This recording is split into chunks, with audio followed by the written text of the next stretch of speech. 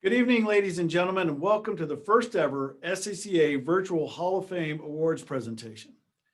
We're a family that spans North America, so it seems appropriate that tonight we have members from across the country joining us virtually to recognize and celebrate our newest slate of Hall of Fame inductees and award winners. So grab your favorite beverage and bring that bowl of popcorn a little closer. We hope you enjoy tonight's celebration brought to you from the SCCA studio and homes across the country. Now enjoy the presentation.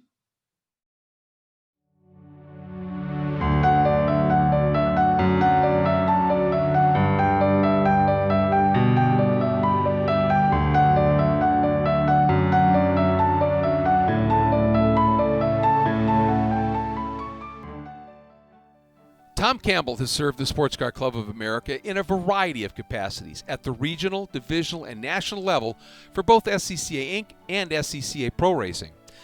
Tom is a longtime member of the Mohawk-Hudson region, beginning as a competition driver and as an engineer by training, has built and maintained a number of championship-caliber race cars.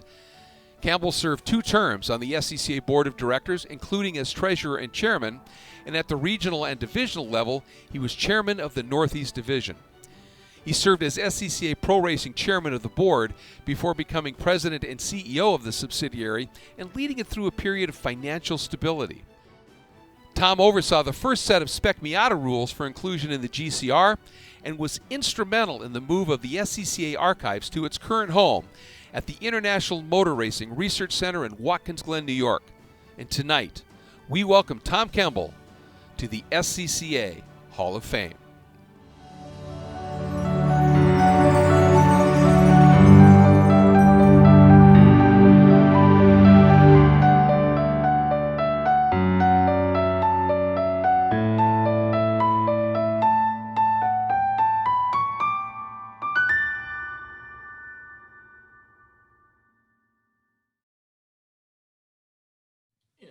Tom's legacy with the club is on all of the levels. It's in competition, it's in leadership, it's in management. He started as a competitor. He was a race car driver, driving GT1 cars, production cars. As a builder, building race cars for himself and actually putting podium finishing cars at the runoffs that he built with his brother. So he's talented as a competitor, as a car constructor. As a steward in the Northeast Division, Tom was recognized as a very capable steward when he joined the stewards program. In leadership positions in the Northeast Division, both as the president of the Native Council or the chairman of the Native Council, which was the organization that managed the operations of the Northeast Division, which used to be and continues to be a fairly important organization for training, for scheduling, for managing the affairs in our little end of the world up here.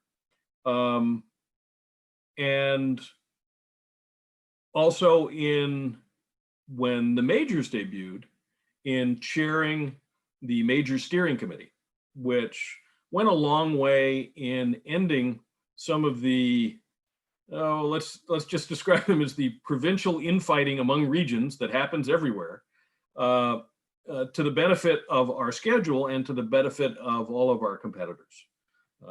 And Tom was really key in making that organization run smoothly. He obviously served on the board of directors, was elected for Area 10, an area that I was honored to serve as a director for several years after he left. As the treasurer of SCCA Incorporated, and then as chairman of the board.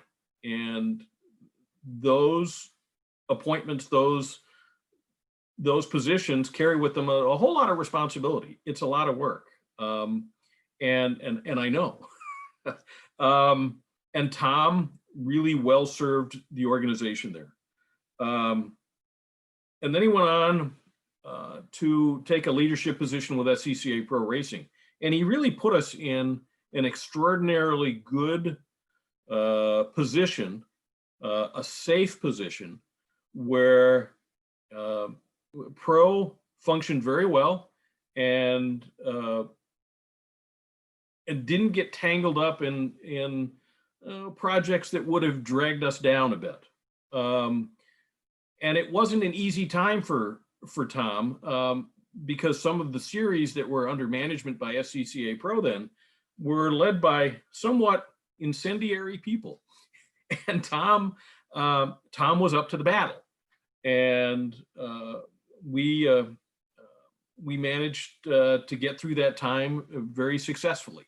And so Tom should be honored for his contributions to SCCA Pro Racing when he was the president of SCCA Pro. I've known Tom for a couple of decades. When I was a competitor, when I was in steward positions, when I was on the board of directors. And Tom was, although incredibly quiet, he was also professional and focused in everything that he did. He would challenge you on things he didn't agree with. And Tom and I consider him a friend. I think he considers me a friend, but we didn't always agree. And we sometimes had very different views of the world. And, but it doesn't mean that we couldn't get along and get to a place where we could move forward.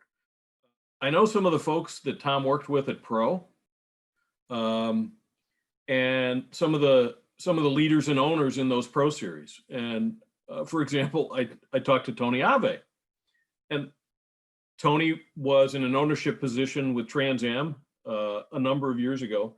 And Tony has said, Tom and he are good friends now. But back when Tom was running Pro and Tony was one of the owners and a leader in Trans Am, Tom was a very formidable presence, and he had a very strong personality. And as Tony put it, you really didn't want to be in a negotiation with him because he would not back down. He had a strength of vision that was not wishy-washy, and that's, I think, what we all respect Tom for. That he usually has really strong, solid reasons for the decisions that he's made. And I think I said this before, he's quiet, but he's very professional and incredibly focused in what he does. During my time on the board, the archives, the SCCA archives, our historical record was sort of in limbo. It was in storage in a number of storage units in Indianapolis, but wasn't organized and wasn't really carefully stored. It was locked up and secured, but we knew that we needed to do something with it. And we had a number of options, and ultimately the club chose to move the archives to the Motor Racing Research Center in Watkins Glen, which is a terrific location for it, because it's a research library. It's not a museum, it's not a lockbox, it's a research center. And we knew it was going to be a big project to move it. And at the time, I was chairman of the board, and I asked Tom if he could be the project manager for moving the archives from Indianapolis to Watkins Glen. And that was a big job. And it wasn't a glamour job, managing the move of what turned out to be 2 tractor trailer loads, packed nose to tail, floor to ceiling, full of documents, archives, records, all the bits and pieces that have been collected by our club members and submitted to our then historian, Peter Hill. And Tom willingly accepted that job, and he did it extraordinarily well. Ultimately, sometime later, it all arrived at the archival and storage facilities at the IMRRC, and the archive work there begun and continues to this day. And that's really a tribute to Tom having the time and taking the interest, because he knew what was in that archive. It's all of our racer DNA. It's all of our little bits and pieces of every competitor in this club that's recorded there. So it's all our stuff. And so if you feel that that archive is important and you want to honor Tom's legacy with the club, I'd just like to suggest maybe you make a donation to the SCCA Foundation in Tom's honor, directed towards supporting the archive project of the SCCA archives at the IMRRC. Oftentimes people are inducted into various halls of fame because they're a star or they gained notoriety by winning championships. But I think it's really appropriate that Tom is being inducted into the SCCA Hall of Fame because he's touched so many parts of this organization as a competitor, as an official, as a leader in the organization, both in the club side and in SCCA Pro, and for all of the contributions he's made to the Northeast Division, to club racing in general. He's really the model for what a member should be in participating in all the bits and pieces of this club. So I want to congratulate Tom, and I'm glad Tom and CHERYL can be honored in 2021 for his induction into this year's class in the Hall of Fame. Good evening, and my most profound gratitude to the Hall of Fame committees for this incredible honor. As I look back over the past half century, three things stand out as the important parts of my life: my family, my professional career, and the Sports Car Club of America. I must start by thanking my wife, CHERYL, for all her support. We've been married for over 50 years, and racing has been part of the family experience for practically all that time. In the early years, it was camping at the racetracks out of the back of a station wagon with three young boys. We still talk about the boys playing with their toy trucks in the gravel pit that was Briar Motorsports Park, and camping in the snow at Watkins Glen at one of the Fun One races back in 1970s. Later, it was tolerating my time in the shop, working on the race cars, and picking up the load at home when I was away at the races or the many conventions and meetings, especially during the 4 years at Pro Racing, during which I was living half-time in Topeka. None of this could have happened without CHERYL being part of the team. My professional career lasted for over 40 years at one of the Department of Energy's national laboratories in support of the Navy's nuclear power program. I'm a naval architect and marine engineer by education. My career was in engineering management in many intense, challenging, and rewarding positions. Through a broad range of assignments and much formal training, I developed the management and organizational skills that not only led to a successful career, but which I could bring to other parts of my life as well. After my family and my career, my life's history has been about the Sports Club of America, a relationship that has lasted over 45 years. I started racing to feed my competitive nature and to challenge myself as an engineer and mechanic, and racing is still fulfilling those needs.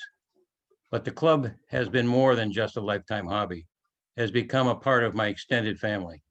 My best friends are guys I started racing with in 1975. I have good friends all over the country, people I've raced with, served with on committees and boards, and met at the conventions and other venues. Friends I look forward to seeing each year. And of course, I continue adding new members to my SCCA family each year. My service to the club started shortly after I joined.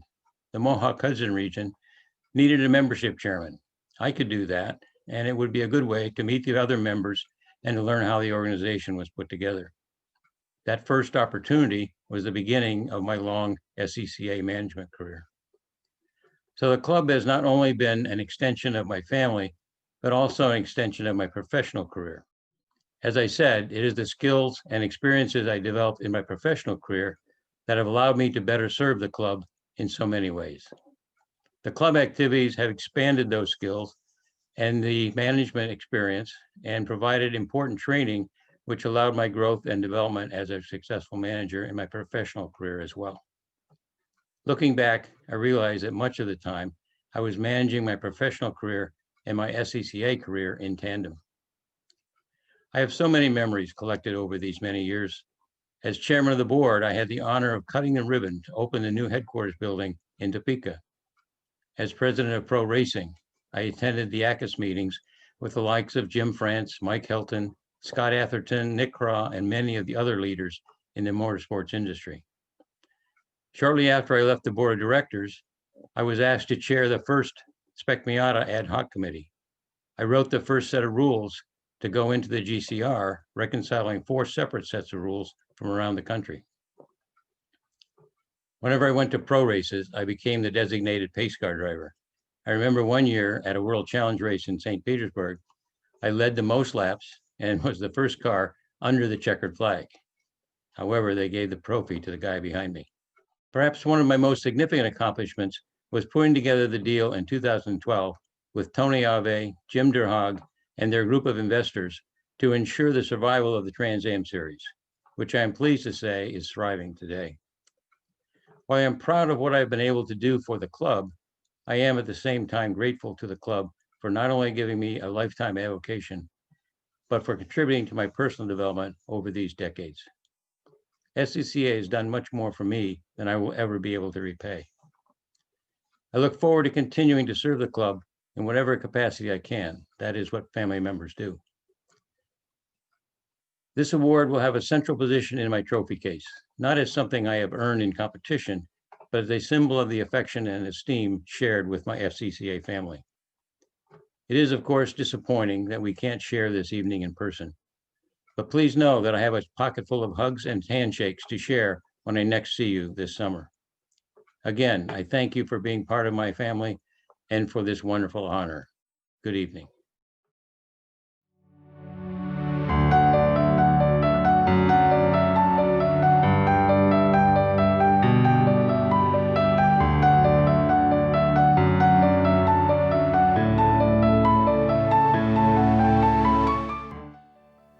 John Fergus is nearly synonymous with SCCA Road Racing Sports 2000 class. The Ohio Valley Region member actually began his SCCA career, though, as an autocrosser, winning solo national championships in 1977, 78, and 79 before turning his attention to road racing. And with 7 wins at the SCCA National Championship runoffs, all in Sports 2000, he trails only 9 others in the history of the club. In addition to his runoffs championships, he also won 3 Pro Sports 2000 championships. John also scored 13 wins in IMSA GTU competition and won the championship in 1991. And while a successful driver, Fergus was also active in his home region, establishing worker awards, worker parties, and training seminars, and strengthening the region during the 1990s when it hosted the runoffs annually at Mid-Ohio Sports Car Course. Fergus's respect stretches beyond the SCCA, as evidenced by his role as Vice President and Treasurer of the Road Racing Drivers Club, or RRDC. And racing was truly always a family affair for John, and his son Corey is now a successful professional racer and an SCCA champion. For his contributions on and off the track, John Fergus has surely earned his position in the SCCA Hall of Fame.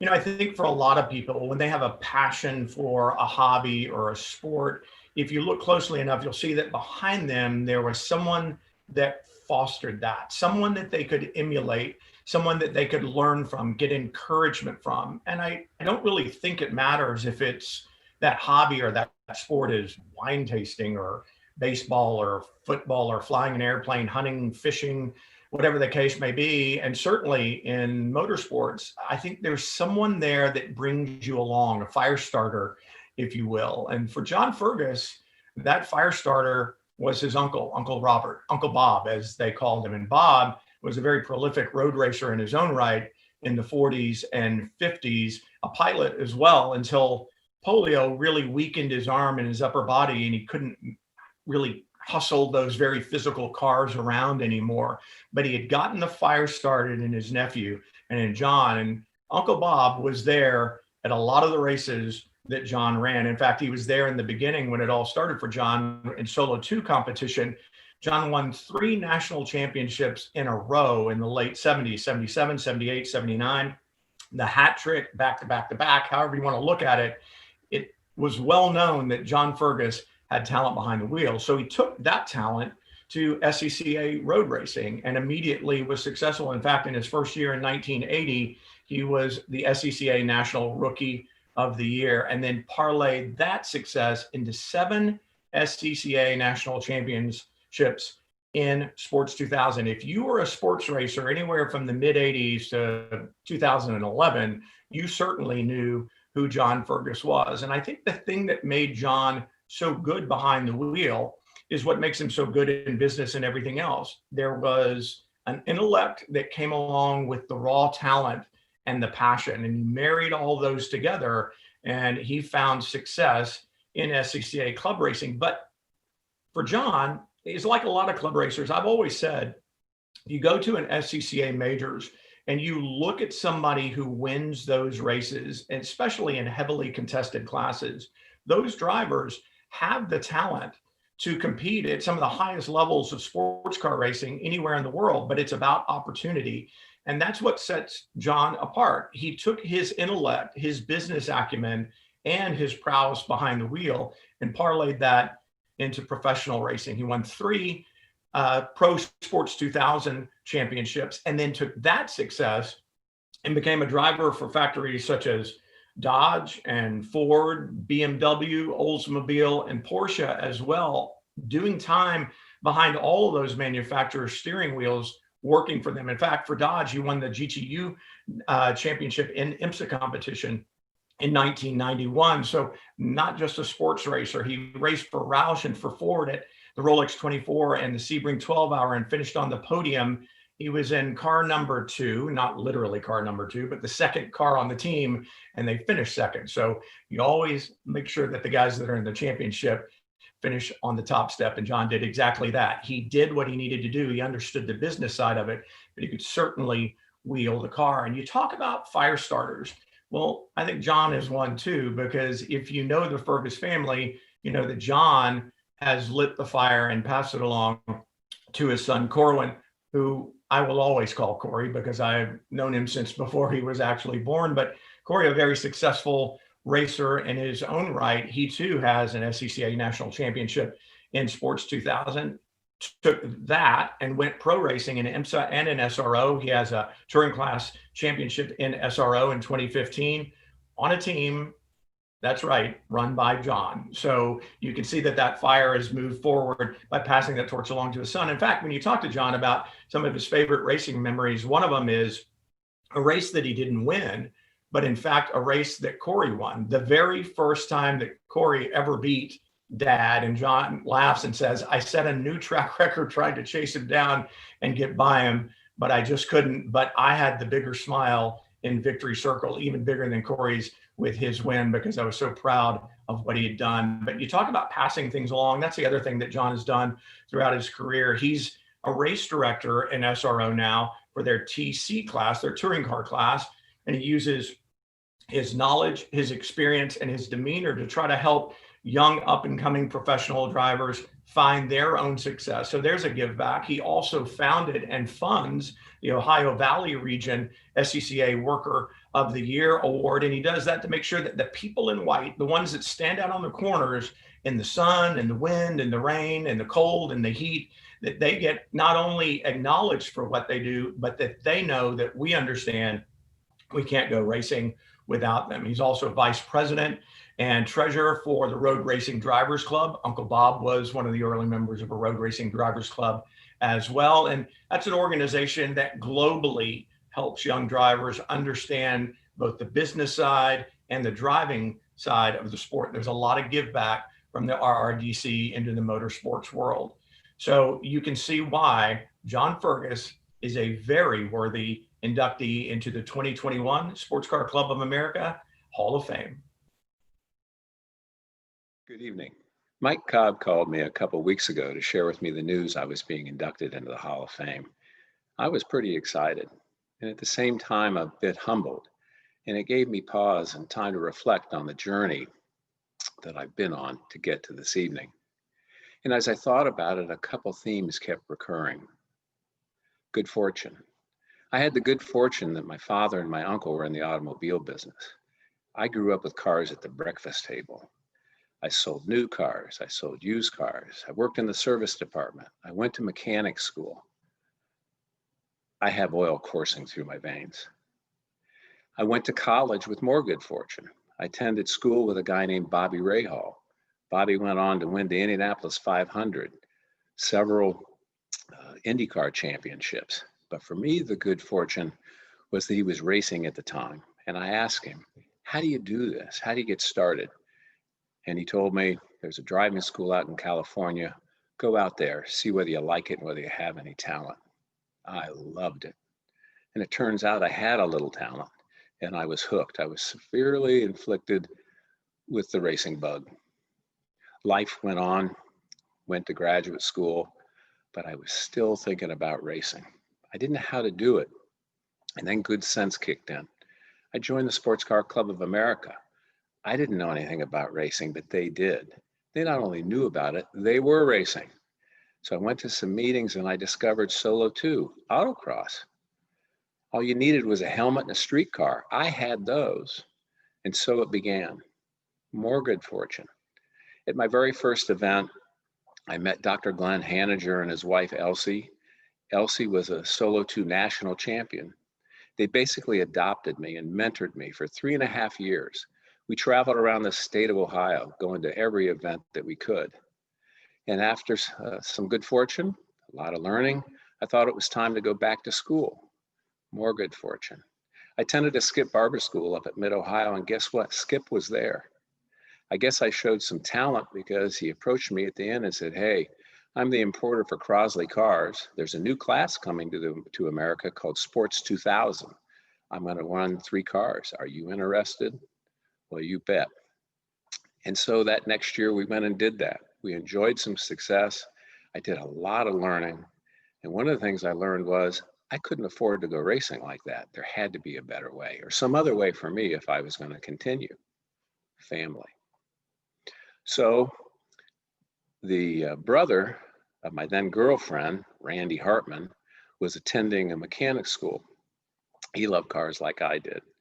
We teamed up and decided that we'd tow a race car around and figure out how to do this together. Well, that guy became my brother-in-law a couple years later. And 35 years later, he and I have worked and raced together throughout the United States. More family. My wife, Ronnie. Can you imagine? We've been together almost 44 years.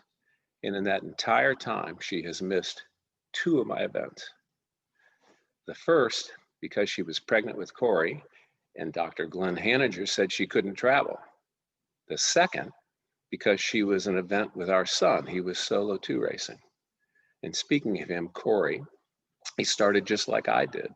He had a little advantage. He was at a racetrack when he was 5 days old.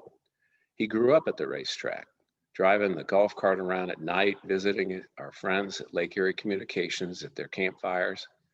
Then he went Solo 2 racing. He went club racing and ultimately on to pro racing. And he's won championships with his mom, his dad, and Uncle Randy.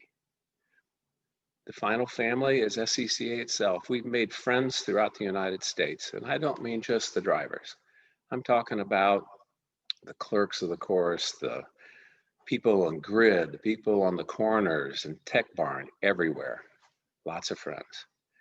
And particularly those special people in the Ohio Valley region who have supported us, who have befriended us, who have encouraged us, and who have helped us. Thanks to you all.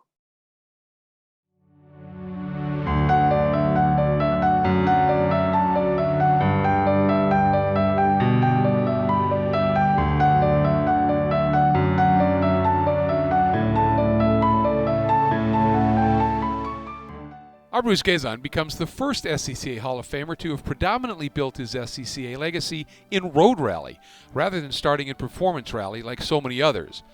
Bruce, who is still competing at 80 years of age, is one of the most winning rallyists in SCCA history, credited with 43 national championships between 1968 and 2020. Currently a member of the Philadelphia and Allegheny Highland regions, Bruce's SCCA record includes the most United States Road Rally Championship wins, a record 15 consecutive wins in national rallies, the 1974 National Class A Championship, achieved by rallying a perfect 50 points with 11 different rally partners, driving in 6 events and navigating in 5, and being a member of the 5-car Ford Rally Team from 1969 to 70, helping win the Manufacturers' Championship for Ford. Behind the scenes, Bruce remains points keeper and also co-editor of the SCCA Road Rally Rulebook, and has served as Rally Master of National Rallies for 3 different SCCA regions and Rally Master of Divisional Rallies for 5 different regions, spanning more than 50 years. Tonight, our Bruce GEZON joins the SCCA Hall of Fame.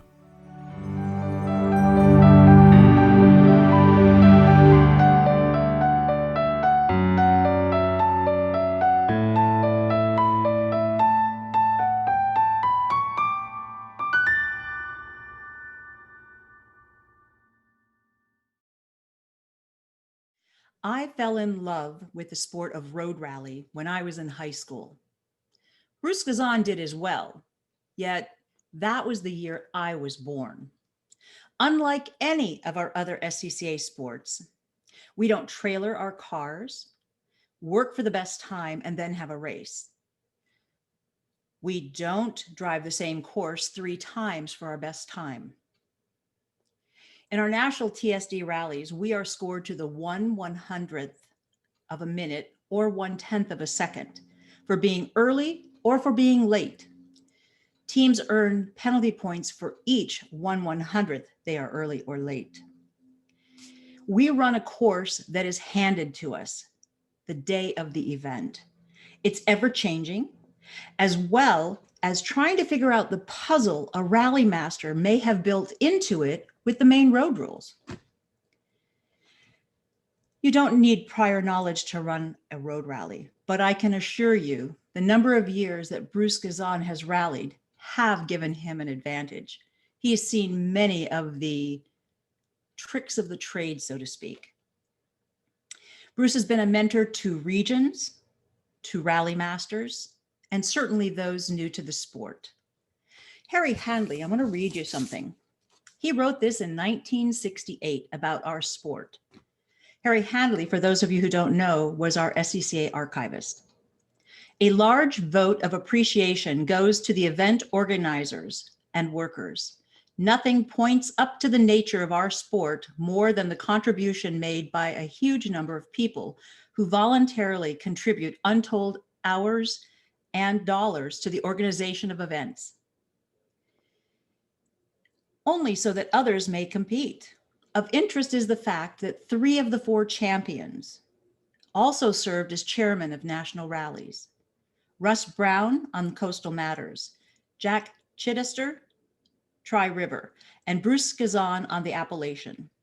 If nothing else, this should show that the SCCA Rally Championship is a program by and for the membership, and therefore it is dependent on what you and your fellow member rallyists do now and in the future. Bruce has been doing this for 63 years. Yes, he did take a break for work and family obligations. You've heard his laurels. I will acknowledge that Bruce may be seen as an antagonist, and he has been known to protest at the end of a rally. Sometimes that affected his score, his team score, and sometimes not. CHERYL, Bruce's wife, described rallying as such. There is the rally, and then there's the 2 hours after where everybody argues with each other. Christopher, his son, said he believes that for those who really enjoy rallying, that camaraderie at rallies and debating is sort of fun of rallying. Christopher also shared this about his dad. Rallying has been the primary life passion for my father, and that he has every asset you need to excel at it. Attention to detail, recognizing where the puzzle is, and the competitiveness of the sport as well. He's very interested in genealogy And like rallying, it involves patience, tenacity, intellect, and problem solving. He also enjoys driving, traveling and seeing new places, and exploring new dining spots along the way. Gene Henderson, a fellow member of the Hall of Fame, said this, and I want to read it to you. Rallying is family. Saying, mind you, he was talking about stage rally, but when I saw this clip years ago, it's perfect for road rally as well. The thing that brings you back to this is a lot to do with the people. The sport is fun and it's exciting and challenging, yet it is the people, the different friendships that you accumulate over the years. It is just like extended family. You know these people and you see them every 3 weeks from here to Timbuktu. And the places may be different and the restaurants and the hotels may be different, but these are the same faces. It's hard to get away from because I have known dozens of people who have quit for either financial reasons, destroyed their car, wife divorced them, and they couldn't afford it. Within 2 or 3 years, they're back again with a different wife or husband. And he chuckled there just like I did in the video, yet the attraction is there and they just come back.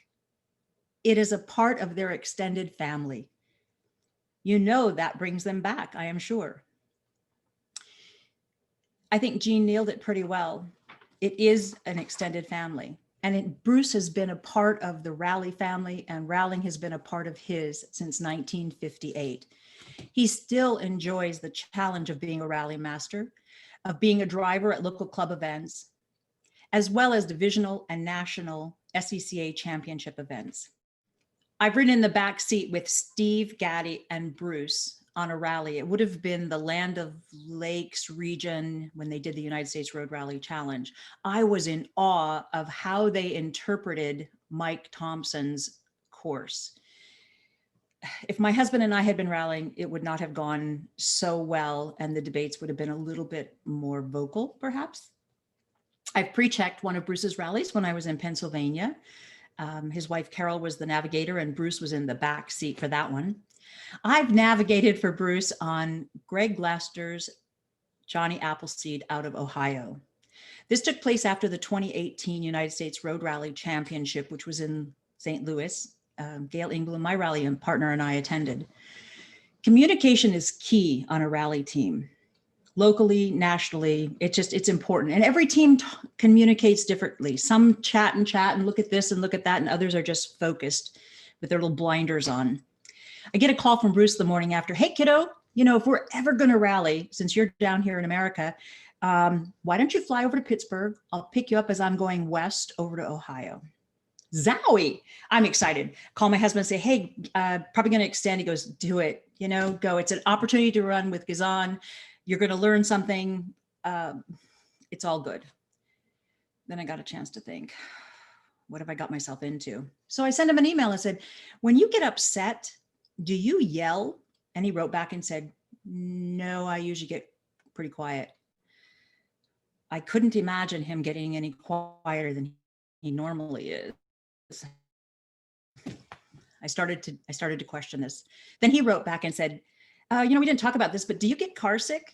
He went on to tell me that we're going to be on back roads at speed, rough roads, dirt roads. And I think he was just trying to figure out that part. I fly over on Friday. And as I'm deplaning, I see one of those burp bags on the back of a seat. And I had no choice. I snagged it out and went to the hotel. The next morning, Bruce comes by. We load my gear in the back seat because I'm going to go over to his house in Pennsylvania after the rally. And I put my coat in the back and get into the navigator's seat and tuck my little burp bag in the visor. And I remember looking over at him for a reaction. He's very serious and very stern. He says, do you really need that thing? And at that point, I couldn't hold back anymore. And I started laughing. I said, no, but since you asked the question, and it was a little late to find out if your navigator is going to Ralph in the car, I just couldn't pass it up when I left the plane. Yeah, maybe that's not the most prestigious thing that I could say on a Hall of Fame, but it's the way it goes sometimes. Bruce, I don't know what all to say here. Our sport is like autocross. We had a gremlin in the computer on that Johnny Appleseed rally. And all of us have been to an autocross or perhaps a road race where there's this kind of excuse where you say, well, if I hadn't wiped out that back row of cones, or, if I hadn't just clipped the backside of that slalom, our time would have been 5 seconds faster or 6 seconds. I would have beat you if I hadn't done this or that.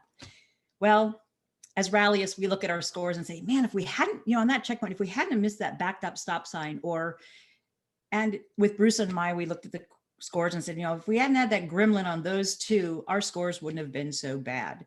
We're always in search of perfect scores. And for our sport, getting a 0 is the optimum thing. With as many championships and rally adventures, Bruce has rallied from Ottawa, Canada, and perhaps beyond, down to Mexico City in Mexico. He has covered the breadth of the United States from the west to the east. Be clear about this. Bruce, at age 80, is still a viable competitor, be it a local event, national, or divisional. His contributions to the sport as record keeper, sharing his historical archives to publications, speaking up as to the direction of our club when rules are being made. These simply add on to his laurels as a championship. Yet above all, the greatest honor is to induct Bruce GEZON into the SCCA Hall of Fame class of 2021. Congratulations, my friend. Thanks, Cheryl, for your very kind introduction. And thanks for being my friend. And thank you for your lifetime commitment to SCCA. Rallying is what I love. I've loved it since I was a teenager. My exceptional wife, my job of 53 years, my oldest friends were all the result of my rallying. Now, rallying may be a strange thing to a lot of you out there, and the way it is these days, it's pretty different from what it used to be. I'll try to give you a brief description of me riding along in my Mini, driving. I've got my navigator next to me, fiddling with the computer, trying to do something to keep me on time with a driver's display in front of me. And that driver's display is telling me if I am on time to the 1,000th of a minute, 1,000th of a minute, because I have to average 1/3 of a second error over dozens of checkpoints in order to be able to win. That's how accurate things have to be. And you're one with the car and dependent on the synergy created by the need to perform your best in order to win. It is the greatest pleasure to be joining a group of SCCA rally friends. Wayne Zitkus, whose Andiamo national rallies were the gold standard. Gene Henderson and his Competition Limited team were our friendly competitors when we campaigned as one of the Ford Rally Team cars.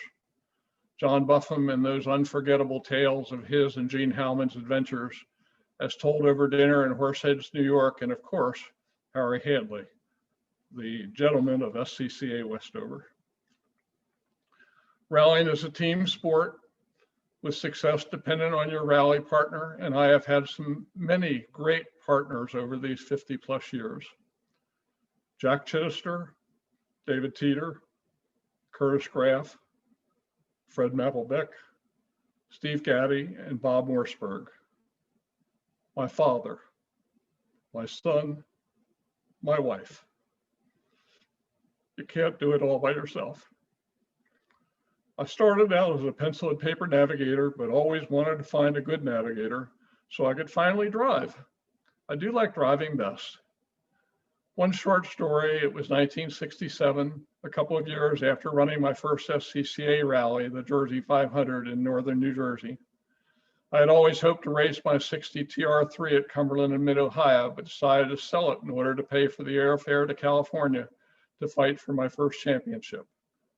Being runner-up is just another loss as far as I'm concerned. However, the trip didn't work out very well. But being a navigator, I didn't need the triumph as I would be rallying in the driver's car. And I still had my 65 Elan for laying out new rally courses and running autocrosses.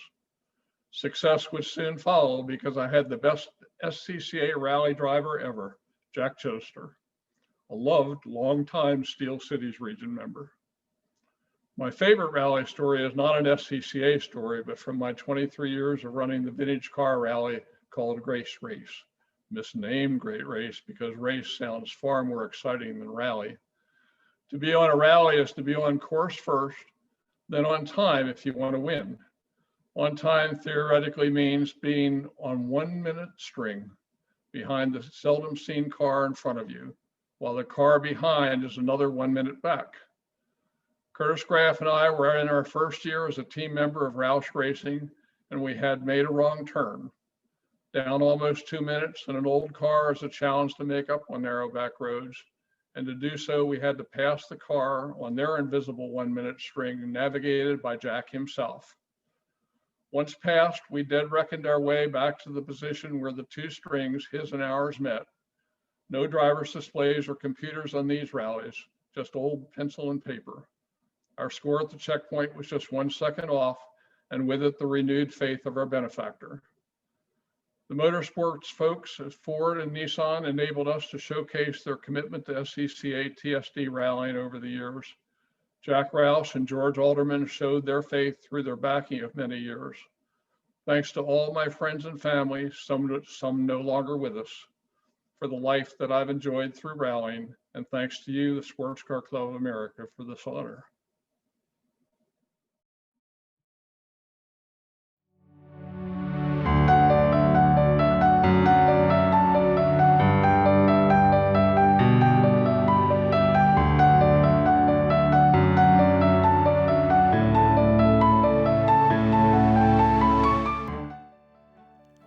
Are you ready for this? Lloyd Loring is still known as the voice of solo, and that trademark phrase remains music to a national autocrosser's ears. Seldom does an individual contribute to the club in such a way that he starts a worker specialty based on his talents, but such is the case for the South Bend region member. While participating as a successful driver in a Porsche 356 and working on South Bend's traveling tech team, Lloyd discovered his skill and passion for announcing.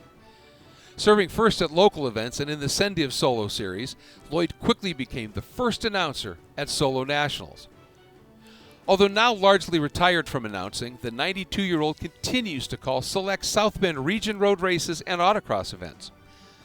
He is a member of the Sendiv Hall of Fame and a Kurt Hughes Award winner from his home region for the member who has given unselfishly to the success of the region. And the Great Lakes Division has recognized his remarkable legacy by awarding the Lloyd Loring and Jeannie Rubel Achievement Award, given annually at the Great Lakes Division Solo Championships Spring Training Weekend. Are you ready for this? Lloyd Loring is now a member of the SCCA Hall of Fame.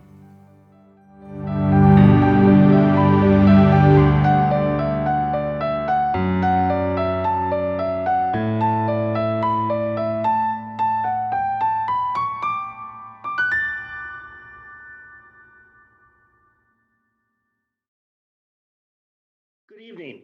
My name is RALEIGH BOREEN, and I'm very proud and honored to be able to talk about the next inductee into the SCCA Hall of Fame, Lloyd Loring. Lloyd Loring has been a member of the South Bend region of the SCCA since 1953. My wife Velma and I had the pleasure of meeting Lloyd in 1973 at Road America. If you had been to Road America in the 70s, you remember the pagoda that was on the inside of the track at start-finish line. It was very small, so timing and scoring had to be down at the bottom of the hill in turn 14. Well, we had to have somebody at the start-finish line to tell us what was going on, and that was the calming voice of Lloyd Loring. Lloyd Loring and a small team would let everybody know at the start of the race, at the finish of the race, and also who was leading during the race.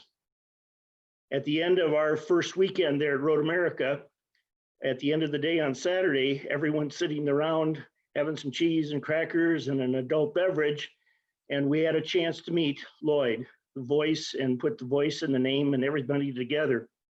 That was the start of a very, very long friendship with Lloyd Loring. In fact, I spent the next 6 years on the bridge at Road America in every regional, national, and pro race, working with Lloyd and making sure that we help timing and scoring. Lloyd has been a guiding light for the South Bend region and for Central Division. He has held every job on the board of directors for the South Bend region, and he has been the newsletter editor for their newsletter for more years than I can count. He also helped them set up their new website, and he's really been there to help them at all times whenever they needed help. All the while he was participating in rallies, he would go to solos, he would work solos, he was working road races, he was doing all of those things and trying to give back to the club and help as much as possible. Along those lines, he always felt communication was the most important thing. And that was communication at the regional level and communication at the CENDIV level. And he started in Central Division. He was the person that really put together the first CENDIV roundtable.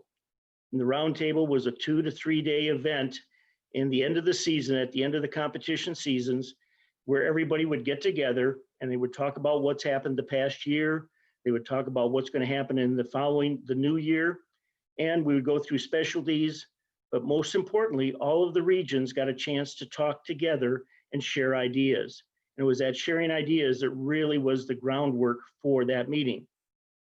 Lloyd was the organizer and the moderator of that meeting for the first 12 years of its existence.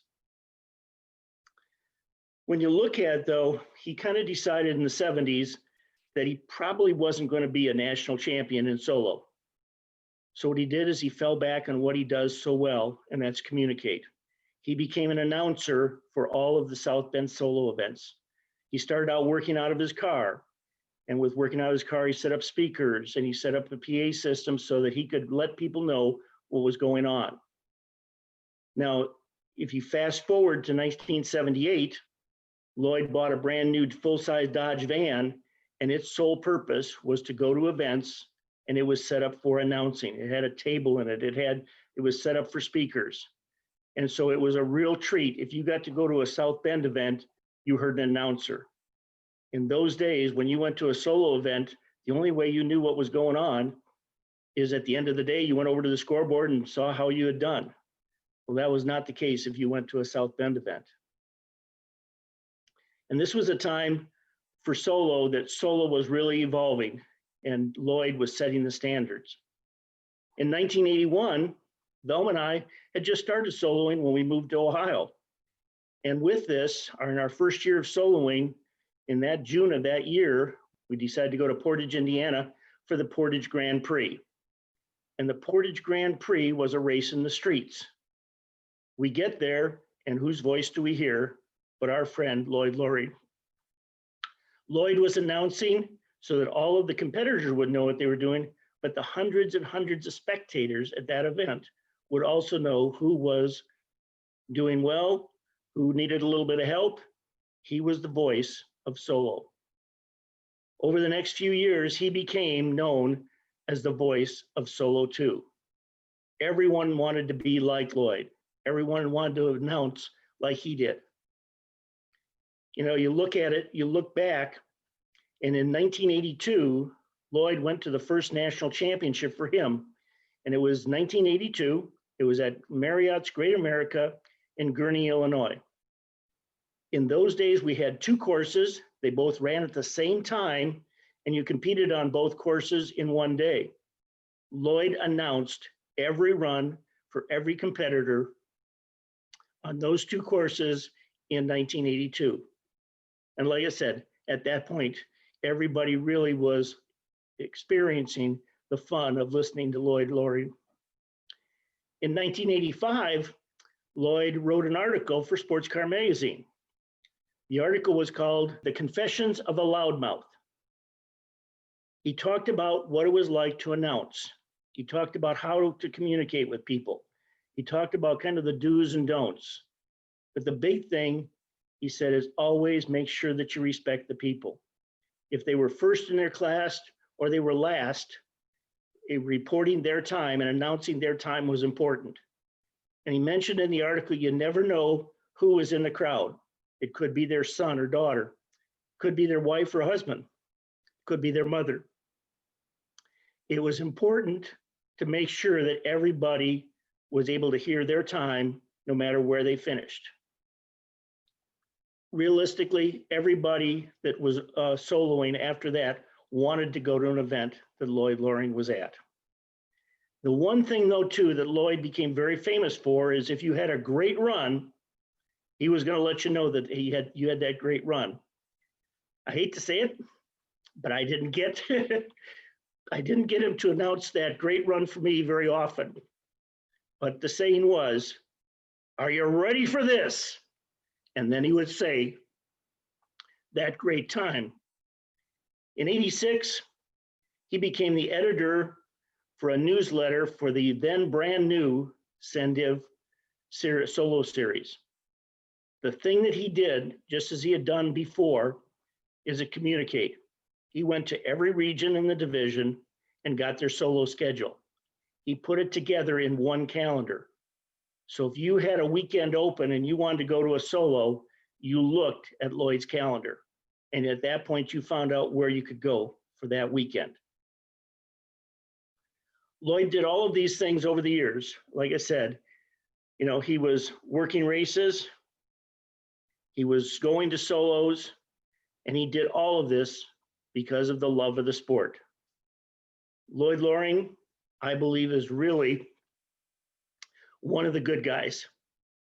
And I very much appreciate being able to help him get into the Hall of Fame. And tonight he really deserves that honor.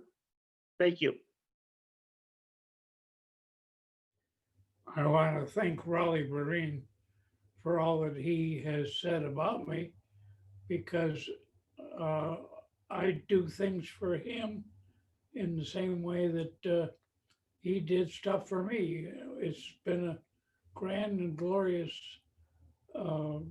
several decades of participating in the SCCA, and it's been my pleasure to know Raleigh and other people like him, and I'm very happy that he has made this recommendation to let me join the SCCA as a longtime member, and we're very happy here. All right. I'm William Loring. I'm Lloyd's son. Just a little boy to me. I'm wearing my 25-year pin. So I've been in SCCA for a long time as well. Got to see Dad in action many times, announcing for events. You know, when I was very small at road racing events, and then when I got to adulthood, then at autocrosses, and then I started racing and went to lots and lots of events with you. And it was always clear that, as Raleigh had said, that people were really happy to have you there. You could bring such clarity to the event that people would obviously would know what was going on, would know how they stood with their competitors, but it was always in that friendly and kind and generous way that was really your trademark. And yeah, those "Are you ready for this?" were rare, but they were really appreciated when you could earn one. And you know, I think somebody else that I think we need to bring up in thanks is when you started announcing, you didn't do that alone. You had a partner in announcing for quite a few years, didn't you? Yeah, I had Jeannie Rubel as my co-announcer. She kept track of all the scores so that I could look down and know exactly where everyone was and who deserved to have a little extra boost. And also, even the people that were just starting out and needed to find out how they were doing, we were able to tell them, look, you may have gotten your first autocross today, but in the second run, you improved by so many seconds, and the third run was even better. And so we look forward to seeing you at the top of the list in just a few years. Yes, it was always so much fun to watch you and Jean work together, because you were constantly talking on the mic, so she almost never said a word, but she would communicate to you. And of course, this was all on paper because there were no computers, there were no laptops, there was none of that. So you guys had an elaborate sheet that you worked out where you had all the things written down, and she would point to things and circle things to bring it to your attention, so that you would know when somebody had a really spectacular run, she was right there to show it to you. Yeah, that was a very helpful situation because I had a system where I could keep track of everybody, but having someone write it down and point out things was invaluable. Absolutely. Well, I'm Elizabeth. I'm Lloyd's daughter, and I just want to say thank you so much to Raleigh and to his wife Velma for being such dear friends to my dad through the years, and for their part in making this happen. I'd like to thank the SCCA leadership for giving Dad this recognition at a time when he can know all about it and appreciate it. I asked him last night, how nice, didn't he think it was nice that they were recognizing all his hard work? And he said, do you remember what you said? No. No, it wasn't work, it was fun. So right. Really thankful, especially to all of Dad's friends and fans in the SCCA for so many fun times. So we talked last night and had so many reminiscences about parties and get-togethers, and what a sense of camaraderie there is in the SCCA, and just appreciate that so much. And I'll just tell one quick little story. I'm really not part of motorsports at all, but when I moved back to my hometown a few years ago, Dad was announcing at an event at the tire rack, and I stuck my head into the trailer and said hello to him and surprised him. And he said into the microphone, "Oh, my daughter is here." Oh, and then he went on, and I hung out for a little while, and then I decided to step outside. When I left that trailer, I was a rock star. People had gathered around the steps to meet Lloyd's. "Are you Lloyd's daughter? You're Lloyd's daughter. Oh, it's so nice to meet you." So it's a revelation to a child to find out that the person who is your dad, who you think is a pretty neat guy, actually is motorsports royalty. And so I just want to thank everybody for appreciating him the way we always have. Anything else you want to say? I have a lot of friends in the SCCA, and I appreciate them all. And I hope that they have as good a time in the SCCA as I have had for this many years.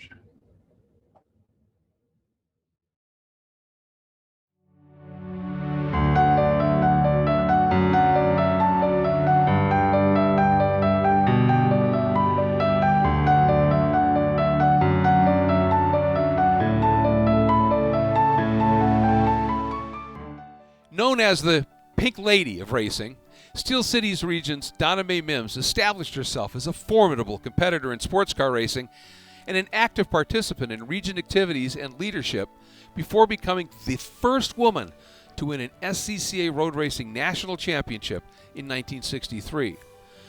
Though known as a Chevrolet fanatic, Donna Mae's 1963 National Point Championship came in H production behind the wheel of a pink Bug-Eye Sprite. She was also a licensed grid worker, a member of the region's board of directors, a driving instructor, and editor of the award-winning region magazine, Drift. Always easy to spot in her pink driving suit, pink helmet, and pink wig with "Think Pink" emblazoned on the back of her race car, Donna Mae also competed with Susie Dietrich and Janet Guthrie in the Rolex 24 at Daytona and at the 12 Hours of Sebring. At her passing in 2009 at the age of 82, her viewing at the funeral home had her seated in her race-winning 1979 Corvette. Now, Donna Mae Mims takes her place in the SCCA Hall of Fame.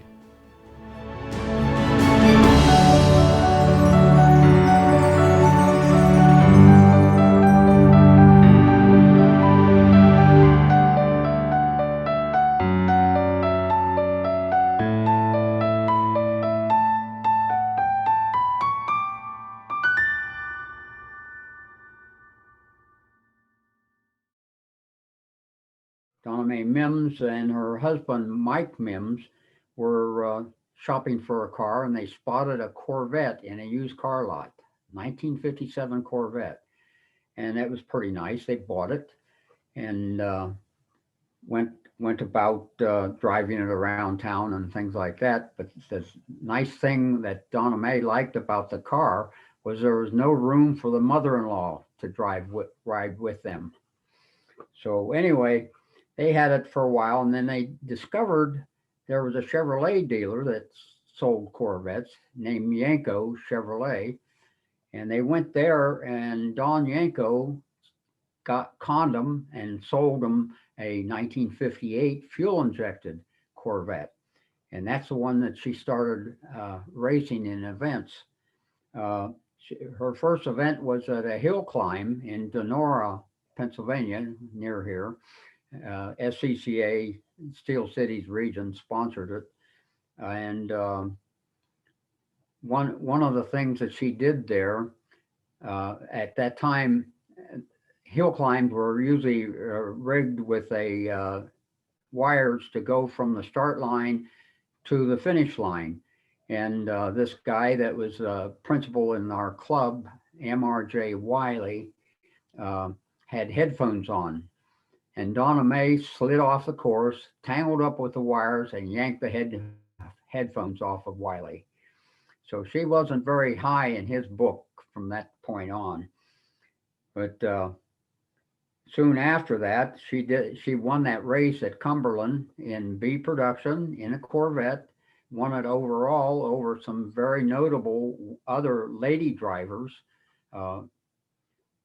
One had a supercharged MGTC, which most of us were usually rooting for her to win. Her name was Susie Dietrich, was a wife of Chuck Dietrich, who was a significant SCCA driver even then. So she did get that win, and that's the picture that a lot of people show of her in 1961 in that Corvette. It was still white then, because her husband wouldn't permit her to paint it pink. So she wrote "Think Pink" on the back fender of the car. And from that time on, she was always known as the Pink Lady. But then she and Mike separated soon after that. The deal was that the faster of the two got to drive the feature race of the weekend, and the slower of the two did not. Drove the preliminary race. So that might have led to why they separated. And I thought he kept the Corvette, but according to another interview, she apparently kept the Corvette, but she got rid of it because she wanted to go into racing on a regular basis. So she bought this Austin Healey Bug-eyed Sprite and had it prepared as a race car. It was not a race car when she bought it. She was about the third or fourth or fifth owner of it, and only paid $600 for the car. So apparently Yanko, the dealership, were used to preparing race cars. So they prepared it for her, put the roll bar in, and she went racing in the Austin Healey Sprite. And back then, we did not have the runoff races like we've done in the last 30 years or so. We determined the winner of the class, the various 20 or so classes that we had at the time, by points. And the points were doled out like 6, 5, 4, 3, 2, 1 for the first 6 places. And Donna Mae was accumulating points on a better basis than most, but she still had a rivalry with a Paul Hill in the same kind of car, an Austin Healey Bug-eyed Sprite. And as a consequence, she outpointed him in the end. Some people thought that she just did because she won the championship because she was at more events. But there's a description, and I'll have to read some of it to get it right because it can be dramatic. So this guy's talking about being the guy who was going to win the championship and all the races and stuff like that. And he was doing,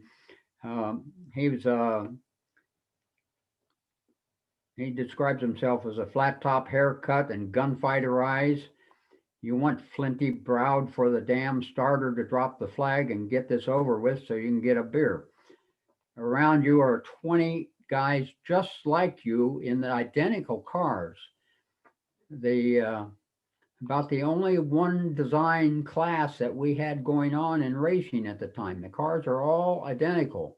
So the winner will be the one who drives best, period. Lay your old manhood right on the line. Red, white, blue, and yellow racers tend toward simple primary colors. The bright, shiny stones finally skip through the summer sun. And noise like a million trillion locusts in full cry. And you've got these humpies licked. Round and round in a dizzying procession, you effortlessly lead the multicolored horde, old Sam Stud, the coolest racer on the track, and then the last turn, diving turn at Lime Rock. Brap, brap. Before you can react, out of the bright primary pack zips this damn hot flaming pink Sprite, and whoosh, she's gone. Damn, you had it all sewed up for maybe the trillionth time this year, and that freaking blonde just did it to you again. Shit, you're second best, you humpy. Understand there's nothing, just flat nothing that is calculated to puncture a hero racer's bubble like getting his doors blown off by a leggy blonde in a hot pink Sprite. If it's not some he-woman like Pat Moss who makes Sterling Moss look like a weenie twit, oh no, by petite little Donna Mae Mims, dumb name even, the pink lady of racing. So fact, in 1963, he says there were probably roughly 400 H production macho seekers absolutely pouring money into their racing cars, trying to beat a cookie blonde in a pink Sprite. Hell, pink everything. Pink had pink driving suits, pink helmets, pink boots, pink gloves, pink scarves, even pink underwear from all reports. But it worked so good, the rest of you ought to try it. Donna Mae Mims was SCCA H production champion of the world in 1963. Honest, you can look it up anywhere. After that year, 63, 64, she bought an MGB from Hollywood Motors in California and brought it to Pittsburgh and went racing with it. But her mechanics, which were Corvette mechanics at Yanko, over-prodified the car, so its reliability was horrible that year. She broke down more times than she finished, so she did not win a championship that year. The next year, she bought a Triumph TR3 from Bob Tullius, which was a very successful TR3 guy. And she had pretty much the same kind of problem with the mechanics at Yanko's. So it wasn't very reliable. She won here or there, but not enough to get the points. Right after that, she started in 66 and 7, she started racing Yanko Stingers. She went through 3 of them over the time period. And again, one of them caught fire and burned and it had to be replaced. And I think they bought a street car, a Corvair Monza, off the street, or Corsa, off the street, and had it altered to a Yanko Stinger, and got a Stinger VIN plate for it, of course, and that made it legal, and it raced in SCCA for a few more years. And in between, she's raced a bunch of other cars at some Ferrari-powered sports cars at Daytona with a team of 4 or 5 other girls, and they raced in the 24-hour race there, and she's at one time I think it was about 1966, she raced at the Nassau Speed Weeks, and she was offered a Formula V car to drive, and her coach for the event was Sterling Moss himself. She and I were best buddies for the last few years of her life. We'd go to the races together and camp out together. And she was working as a licensed worker as a starter in racing, but she got to the starter tower in her pink outfit, and the chief starter would not allow it.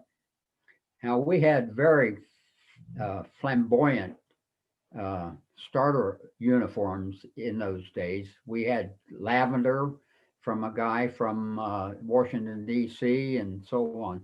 But our local chief would not allow the pink, so she ended up by volunteering for a grid worker. And one of the things that she liked to do in the grid, most grid workers like to do most, was splitting the field. When the cars came into the pit lane, some had to go right, the second car had to go left, the first car went right, the second car went left, and so on until you had the whole lineup. And she liked that job best. When she died, she wanted to make arrangements ahead of time when she would pass away. She wanted to be buried in her Corvette. And the funeral director, who was a racer himself, talked her out of it. And so she was viewed sitting in her pink Corvette with a Marilyn Monroe on the hood and her driver's suit and goggles on the back fender. And that made the news all around the world. She'd be pleased. She's received many honors over the years. We have a Dapper Dan honor in the Pittsburgh area for the Athlete of the Year in Pittsburgh, and she won that one year. She's won our own Legends of Steel Cities region, SCCA, and of course she's won the Corvette Museum's Hall of Fame award in 2016. So she's used to winning and some things like that. And that pretty well sums up some of her career.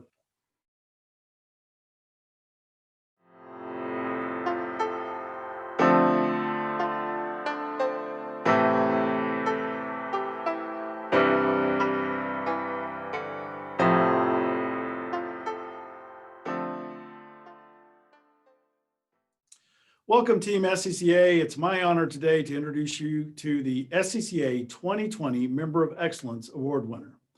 The Member of Excellence Award, selected by the SCCA Board of Directors, is presented to the volunteer who shows the greatest commitment to SCCA motorsports. The recipient can be involved in solo, rally, and/or club racing, and the person should personify the SCCA volunteer who gives of his or her time and effort to help organize, work in a specialty, or volunteer in any role to support SCCA motorsports.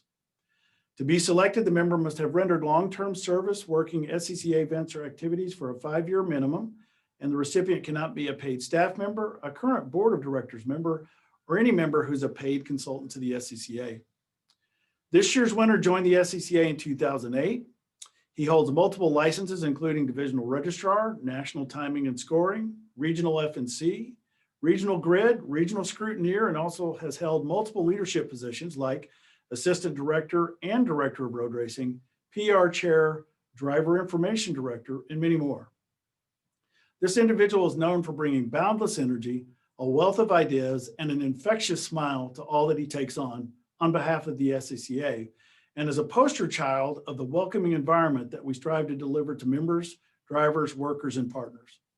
In short, he is one of those people who seems to be everywhere, working with each and every stakeholder while assisting with whatever needs to be done in service of delivering the best SCCA experience possible. The winner of this year's award joins a distinguished cast of previous SCCA leaders like Rich Beretta, Lori Vitigliano, Ron and Monica Shaw, Sidney Davis-Yeagle, Paula Hawthorne, J.D. King, Jerry Cabe, Mary Shyloff, Arnie Coleman, Marina Kraft, Dave DeBoard and Carol Kahn as previous recipients. Ladies and gentlemen, I'd like to introduce you to this year's SCCA Member of Excellence Award winner, Mr. Bob Crawford from the Washington, D.C. region. Congratulations, Bob.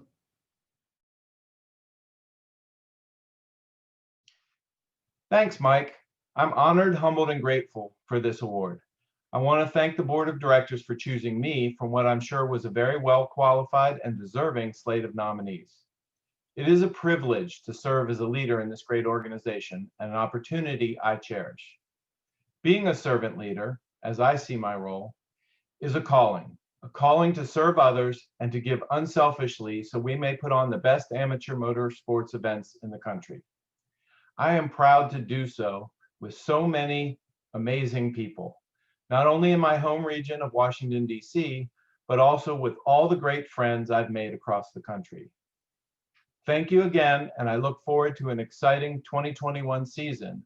We certainly need it after all the challenges of 2020.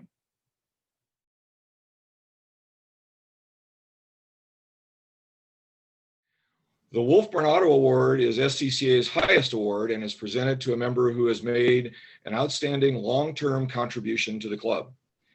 The previous winner has the privilege of presenting this in the hopes that we can say something intelligent this year after being totally blindsided the previous year. I was surprised to find out that the 2020 recipient hasn't received this award before now. Due to the issues of our times, he already knows he's won this award. So unfortunately, you'll all have to just imagine the deer in the headlights look on his face. He began his involvement with SCCA as a tech inspector due to his interest in all things mechanical, as many of us do. We did travel techs together in the Monterey Bay area in the early 1980s. So I've known him for just about 40 years. Because of his insight as a tech inspector, his documentation with respect to teardown checklists and other procedures have kept many stewards out of trouble over the years. At the regional level, he provided Washington, D.C. region with a wonderful set of standards that are still being used today. He later joined SCCA Stewards program where his unparalleled technical excellence served him and the club well. Beyond that, he's always exemplified all the personal attributes that have been stressed to SCCA stewards.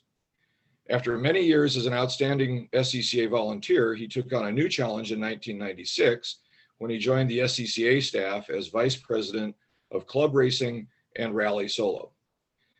Although there was initial hesitation from the senior staff about him coming to Denver as a retiring military officer and expectations of possible rigid rules and potentially stifling command structure, those concerns were quickly put to rest as he integrated seamlessly into the office environment while molding a true team of cooperating leaders.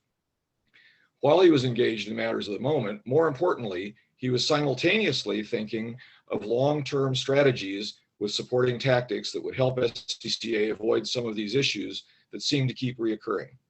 That approach was infectious, and staff adapted that mindset to the benefit of the entire club and the cohesion of the team in Denver. After his stint with the national office, he found time to further expand his impact with ever-increasing involvement in the runoffs, providing guidance and leadership to the Hall of Fame project, and serving on the SCCA Foundation Board. In each of these areas, his impact has been felt both now and will be into the future. He currently serves as an FIA steward, serving as the president of the FIA's Land Speed Record Commission from 2008 to 2017, and is currently an FIA international steward with a super license for Formula One and permanent chairman of the stewards for FIA Formula 2 and Formula 3 International Series. He has won the 2012 David Morrell Award, the 2014 McGill Award, and the 2016 Club Racing Worker of the Year, and was inducted into SCCA's Hall of Fame in 2017. That puts him in a club of 4 with only Sue Rothell, Rob Walker, and Johnny Bornhold. And only one of those who's also served as runoff's chief steward is Sue, putting him in a club of 2. The only bad news for Dennis Dean is that SCCA is going to have to come up with new awards to give you. Dennis? Thank you, Charlie, for the kind words. Even though they feel like an out-of-body experience. I still feel like the widow listened to the preacher's eulogy and then whispered to one of her children, "Run up there and make sure that's your daddy in that box." Let me start by congratulating tonight's inductees for this year's class of the SCCA Hall of Fame. It's an impressive group, and I'm delighted to welcome them as they join the ranks of the current members. As I look at the list of prior Wolf Bernardo Award winners, the vast majority of whom for the past 50 years I can call personal friends, I'm humbled beyond words. To be placed in the same category as any of them would honor any club member. To now join the ranks of the entire group is almost unimaginable. 4 years ago, when I was inducted into the Hall of Fame, I thought I was done accepting SCCA awards.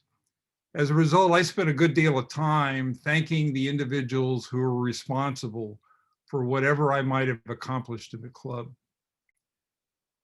Even though those thanks still hold true, I will not repeat them tonight. Wherever they are, each of them knows who they are and what they mean to me, and there's no need to say so again.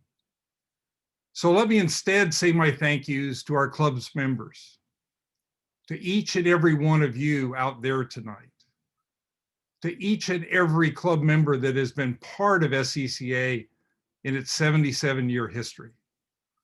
Because together, it's that aggregation of hundreds of thousands of members that has made SCCA what it is. We're a family with all of a family's traits, both good and bad, always battling to not become dysfunctional, but a family nevertheless. It's a family to each of you, and it's a family to me, and has been for more than 40 years. In that time, that family has given me more than I can ever repay, although I'll continue to try in every way that I can. I'm grateful beyond words for your contributions to our family and to me during all my time in our club. So my deepest thanks goes out to all of you, my fellow SCCA family members, for this humbling award. It's very, very special to me, and I will deeply cherish it. Thank you, and good night.